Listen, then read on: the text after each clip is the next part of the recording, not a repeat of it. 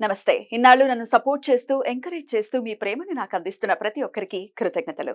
అలాగే ఈ వీడియో కూడా ఖచ్చితంగా మీకు ఉపయోగపడుతుంది. లైక్, షేర్ అండ్ సబ్స్క్రైబ్ చేసి మీ సపోర్ట్‌ని నాకు అందించండి. అలాగే ఈ వీడియో పట్ల మీకున్న అభిప్రాయాన్ని కామెంట్ సెక్షన్‌లో కామెంట్ చేసి తెలియజేయండి.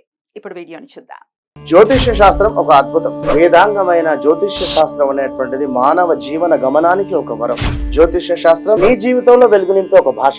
ఆ భాష నీకు అర్థమైతే ప్రకృతి నీతో మాట్లాడుతుంది. అస్ట్రాలజీ నేర్చుకోవాలి అనుకునే వారికి అద్భుత అవకాశం. మురళీధర శర్మ గారి అస్ట్రాలజీ క్లాసెస్ అతి త్వరలో మొదలు కాబోతున్నాయి. 100% జాబ్ గ్యారంటీ. వివరాల కొరకు సంప్రదించండి. నమస్తే, వెల్కమ్ టు అవర్ ఛానల్. నేను పద్మిని. ప్రస్తుతంతో పాటు ప్రముఖ ఆధ్యాత్మికవేత్త, ప్రముఖ న్యూమరాలజిస్ట్ లక్ష్మీ నరసింహస్వామి ఉపాసకురాలు శ్రీమతి స్రవంతి గారు మనతో పాటు ఉన్నారు. మాట్లాడదాం. నమస్తే అక్క. నమస్తే పద్మిని. అక్క, ఈశాన్యం విషయంలో ఖచ్చితంగా చాలా చాలా జాగ్రత్త వహించవలసిందే. ఎందుకంటే సాక్షాత్తు ఈశ్వరుడు ఉండేటటువంటి ప్రదేశం మన ఇంట్లో ఈశాన్యం. ఈశాన్యాన్ని ఎలా చూసుకోవాలి అనేది ఒకసారి ఆల్రెడీ ఒక వీడియో చేసుకున్నాం మనము. కానీ అసలు ఏమేమి ఉండొచ్చు అక్కడ? కొంతమందికి దేవుడు కదా ఈశాన్యంలో రాదు, ఆగ్నేయపు ఈశాన్యంలో వస్తూ ఉంటుంది కదా. మరి ప్రత్యేకించి ఈశాన్యాన్ని ఎలా చూసుకోవాలి అని ఒకసారి చెప్పండి అక్క.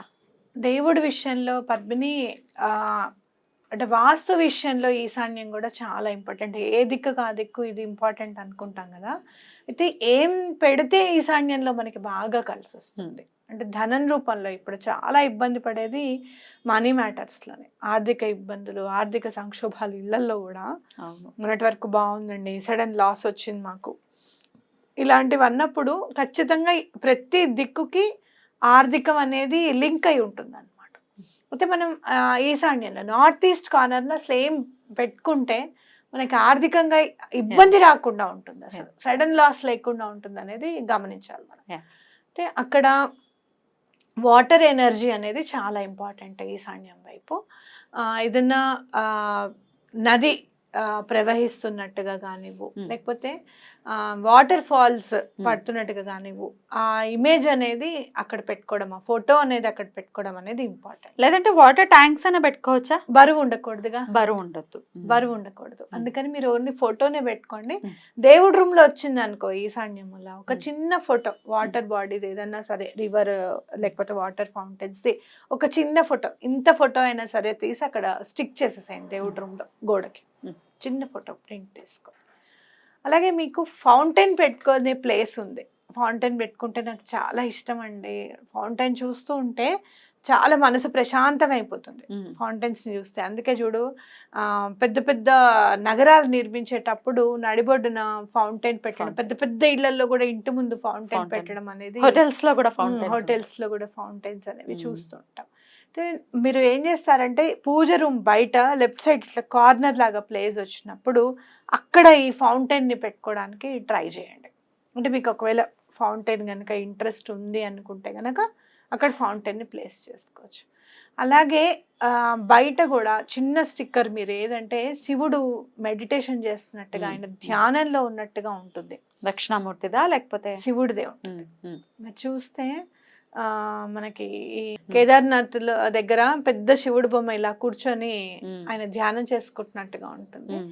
ధ్యానం చేసుకుంటున్నట్టుగా ఫోటో కూడా మీరు ఈ వాటర్ బాడీ పక్కన ఇమేజ్ కూడా పెట్టుకోవచ్చు అనమాట. లేదంటే బయట కూడా పెట్టుకోవచ్చు. అయితే మీరు ఇంకోటి ఏంటంటే మనకి ఈశాన్యం మూల బాల్కనీ వచ్చిందండి, మాకు పూజ రూమ్ రాలేదు, ఆగ్నేయం ఈశాన్యంలో మాకు ఇదంతా వచ్చింది అనుకుంటే గనక మీరు ఏం చేస్తారంటే బాల్కనీలో శివుడు బొమ్మలు అవి పెట్టకుండా ఓన్లీ వాటర్ది పెట్టండి. శివుడిని అలా బయట పెట్టడం అట్లా కాకుండా తులసి చెట్టులో శివలింగం పెట్టచ్చు. చాలా మందికి అలవాటు ఉంటుంది. అలా కూడా లేదు అంటే ముందు తులసి చెట్టు పెట్టండి. ఫస్ట్ తులసిని పెట్టేసి ఈశాన్యం మూలలో అది కూడా చాలా బాగుంటుంది అనమాట. అయితే మాకు ఈశాన్యం మూలలో అసలు బెడ్రూమ్ వచ్చిందండి. బెడ్రూమ్ వచ్చిందా, హాల్ కి ఇలా మీరు అంటే వెస్ట్ వైపు ఇల్లు అనుకో, హాల్ కి ఇటు వైపుగా మీకు వచ్చేస్తే ఈశాన్యం వైపు ఒకటి బెడ్రూమ్ కట్టి పెడతారు. చాలా మంది ఆ బెడ్రూమ్ లో దేవుడి రూమ్ కూడా పెట్టుకుంటారు. అలా మీకు ఏమన్నా వస్తే కనుక మీరు ఏదైనా మనీ జార్స్ పెట్టాలి అని అనుకుంటే కూడా మీరు చక్కగా మనీ జార్ అనేది రూపాయి కాయిన్ వేసి, మనం 21 days చేయండి అని చెప్తూ ఉంటాం కదా. లేదు మీరు అలా జార్లో డబ్బు వేసి ఉంచడం అనేది మీకు అలవాటుగా ఉన్నప్పుడు ఈశాన్యం మూలలో ఆ మనీ జార్ని పెడితే కూడా చాలా మంచిది. ఓ మనీ జార్ని పెట్టచ్చు. ఎట్లా అక్క డబ్బులు ఎట్లా వేసి పెట్టమంటారు అందులో? ఏం ఎట్లా జార్ని అసలు ఎట్లా చేయాలి? ఏంటంటే ఒక గ్లాస్ జార్ తీసుకోండి, మూత ఉండాలి. ఆ మూత మీకు ప్లాస్టిక్ది ఉండొచ్చు, ఏదైనా ఉండొచ్చు. ఇది మాత్రం జార్ మాత్రం ప్లాస్టిక్ది ఉండకూడదు, అది గ్లాస్దే ఉండాలి, సీసం గ్లాసే ఉండాలన్నమాట, జారే ఉండాలి. అంటే మీరు ఏం చేస్తారు అని అంటే చక్కగా మీరు ఏమైనా కావాలి అనుకుంటే బొట్టు అవి పెట్టుకుని కూడా దాంట్లో ఒక 1 రూపీ కాయిన్ వేసేసి దేవుడి దగ్గర పెట్టడం. పూజ అయిపోయిన తర్వాత లేకపోతే పూజ ముందు రోజు ఒక 5 రూపీ కాయిన్స్, 1 రూపీ కాయిన్ ఏదో ఒకటి మీరు దాంట్లో అది వేయడం. ఇది నిండే లోపల మాకు ఈ సమస్య తీరాలి, లేకపోతే మేము ఇంకొంచెం అభివృద్ధి చెందాలి, ఆర్థిక సంక్షోభం ఎప్పుడు రావద్దు అని చెప్పి భగవంతుడికి దండం పెట్టుకోవడం. అది నిండిన తర్వాత ఎన్ని డబ్బులు అయ్యాయో చూసి స్వామికి ఏదన్నా చేయించడం, గుళ్ళో వేయడం, ఆ డబ్బులన్నీ గుళ్ళో స్వామికి ఏదైనా సేవకి కట్టడం, ఇలాంటివి మీరు చేయొచ్చు అనమాట. మళ్ళీ అదే జార్ని మనం కడిగేసేసి మళ్ళీ ఉపయోగించుకోవచ్చు. అలా చేస్తూ ఉంటే దినదినం మనం చాలా ఇంప్రూవ్మెంట్, అభివృద్ధి అనేది ఉంటుంది అన్నమాట. అంటే ఈశాన్యం అంటే శివుడు తప్పకుండా ఎటువంటి పరిస్థితుల్లోనూ ఐశ్వర్య ప్రదాత. మనం పూజించే విధానంలో కనుక ఆ తేడా ఉంటే మనం చేయాల్సిందంతా కూడా ఇలాంటి రెమెడీస్ చేసుకుంటూ వెళ్తే ఏదైనా కూడా నెగటివ్ ఎనర్జీస్ ఆ పనిని ఆపకుండా చూసుకుంటాయి అన్నమాట. పాజిటివ్ ఎనర్జీ బాగా ఉందనుకో ఇంట్లో నెగటివ్ ఎనర్జీ ఉండలేదు. కాబట్టి ఇట్లాంటివి చేయడం అనేది చాలా ఇంపార్టెంట్. రైట్. తప్పకుండా ఈశాన్యం మూలని డెఫినెట్ గా చాలా జాగ్రత్తగా నీట్ గా కూడా పెట్టుకోవాల్సినటువంటి ఇది ఉంటుంది కదా, చాలా జాగ్రత్తగా. పూజ రూమ్ కూడా చీపుడుతో ఊడవకుండా ఉండాలి, చక్క బట్టతోనే ఊడ్చి తుడుచుకునేటట్టుగా ఉండాలి. మీరు ఒక్కసారి చీపురు పెట్టడం మానేసేయండి పూజ రూమ్ లో, ఎంత డిఫరెన్స్ ఉంటుంది మీ లైఫ్ లో చూడండి. మామూలుగా బట్టతో మీరు తుడవడం కానీ అలా చేయండి. చీపురు అనేది పూజ రూమ్ లోకి తీసుకెళ్ళకండి. చాలా మంది చెప్తారు నాకు పూజ రూమ్ కి సెపరేట్ గా చీపురు పెట్టామండి. వద్దు, అసలు చీపురు అనేది లేకుండా మీరు వంగి బట్టతోనే ఊడవండి. ఎంత డిఫరెన్స్ ఉంటుందో మీరు అనుభవించే చెప్పాలి. ఎగ్జాక్ట్లీ, శ్రద్ధ కనబడుతుంది కదా అక్కడ, కదా శ్రద్ధ కనబడుతుంది. భగవంతుడి దగ్గర వంగుతాం. పిల్లలకి అలవాటు చేయండి. మనము ఏదైనా చేయాలి, మనకి ఇబ్బందిగా ఉంటుంది, పెద్దవాళ్ళం మోకాళ్ళ నొప్పులు ఉండొచ్చు, నడువు నొప్పి ఉండొచ్చు, అలసట ఉండొచ్చు. అలాంటప్పుడు పిల్లలకి అలవాటు చేయండి. పూజ రూమ్ రోజు చక్కగా బట్టతోనే ఉడవాలి, దానికి సెపరేట్ గా ఒక బట్ట పెట్టుకొని తుడవాలి అని చెప్పి అలవాటు చేయండి.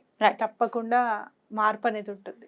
ఈశాన్యం కిందనేనాక ఇప్పుడు ఆ మొత్తం అక్కడ ఆ ప్లేస్ మొత్తం అంటే కిటికీ వచ్చింది అనుకోండి, ఆ కిటికీ కూడా నీట్ గా పెట్టుకోవటం అట్లాంటిది కూడా చేయాలా? అసలు ఇంట్లో ప్రతి చోట నీట్నెస్ అనేది చాలా ఇంపార్టెంట్. ఇప్పుడు ఏదైనా సామాన్ అంతా ఒక దగ్గర పెట్టేసామనుకో క్లటర్ అంటాం దాన్ని మేనిఫెస్టేషన్. అది రిమూవ్ చేసిన తర్వాత టక్మన్ పని అయిపోతుంది. మీరు ఏదన్నా మీరు గమనించారా, ఏదన్నా దొరకట్లేదు వస్తువు, ఏదన్నా అది ఎందుకు దొరకట్లేదు అని చెప్పి మనం చెత్తంతా తీసేస్తూ ఒక దాంట్లో వేసుకుంటూ వెళ్తాం, ఒక కవర్లో వేసుకుంటూ వెళ్ళామనుకో ఎప్పటి నుంచో వెతికేది అప్పుడు దొరుకుతుంది. ఎప్పుడైనా గమనించావా నువ్వు అట్లా? అంటే నీకు పోయిన వస్తువు, అరే ఇది పోయింది అనుకున్నావే, ఇంకా నయం ఇది ఉందా, అవునా ఇక్కడ పెట్టానా నేను అని అనుకుంటాం అనమాట. అంటే ఎప్పుడైతే ఆ క్లటర్ని నువ్వు రిమూవ్ చేయాలనుకుంటున్నావో పాజిటివిటీ అనేది నీ చేతిలోకి వచ్చేస్తూ ఉంటుంది అనమాట. సో ఎక్కడ కూడా చెత్త అనేది లేకుండా, అలా అని చెప్పి రోజుకి 2-3 సార్లు ఊడడం తుడవడం అది కూడా మంచి పద్ధతి కాదు. ఎంతవరకు చేయాలో అంతవరకు. ఈ బూజ్ అనేది ఎప్పటికప్పుడు వారానికి ఒకసారి అనేది క్లియర్గా ఉండి ఎక్కడ కూడా దుమ్ము ధూళి లేకుండా తుడుచుకోవడం అనేది చాలా ఇంపార్టెంట్. రైట్ అక్క, చాలా బ్యూటిఫుల్ గా ఎక్స్ప్లెయిన్ చేశారు. డెఫినెట్ గా ఈశాన్యంలో ఈ జాగ్రత్తలు వహిస్తూ అలాగే మీరు చెప్పినటువంటి విధానాలని కూడా పాటించుకుంటూ ఈశాన్యానికి ఒక గౌరవాన్ని ఇస్తూ తద్వారా దాని నుంచి వచ్చేటటువంటి ఆ పాజిటివిటీని కూడా మనం అనుభవించాలి అని అంటే ఎంతో కొంత మనం చేయాలి కదా. చాలా పాజిటివిటీ అనేది నిండుతుంది. రైట్, దాని గురించి కూడా మాట్లాడుకుందాం. థ్యాంక్ యూ అక్క, నమస్తే.